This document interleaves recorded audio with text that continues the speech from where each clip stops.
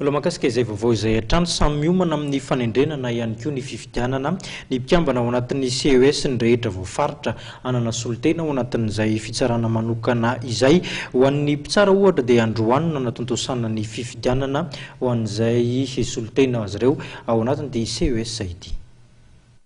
Androany nanomboka tamin'ny 9 volatra amin'ny 3 ora folakandro teo no toto-saina manerana ny fitsarana eto amin'ny nosy ny fifidianana izay solitena mitsara eo anivon'ny CES.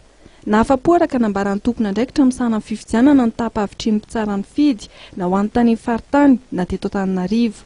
Raha ny zava-nisy teto amin'ny fitsarana tampony io maraina io dia ny nisitra ny fitsarana no nisantatra ny fanitsaham-bato tamin'ny 9 ora sy 5 maraina. Ary tamin'ny 12 ora fotoana izay nandalovana teny toerana dia maro ny mpitsara izay efa nanao ny adidiny.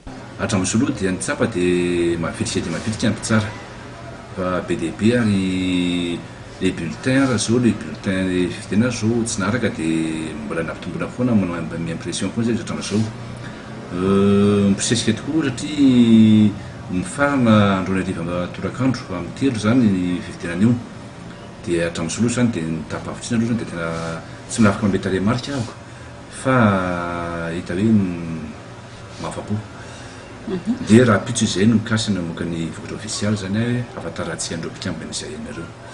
Momba ny mpifaninana dia nahatratrena amin'ny 30 ny adiny toerana enina izay anjara mpitsara eo anivon'ny CES. Mbola reo eny amin'ny 30 reo ihany zany tsy nisy mihitsy ny ala teny am-pandehana fa dia mbola reo hatramin'izao aloha dia ampatsahiko zany fa 7 amin'ny ordre judiciaire dia 10 amin'ny ordre administratif ary 7 amin'ny ordre financier.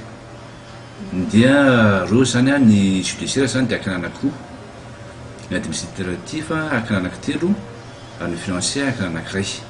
Raha Paitso maraina etsy amin'ny fitsarana tampony no amoahana amin'ny fomba ofisialy vala fifidianana izay solitena mitsara eo anivon'ny CES.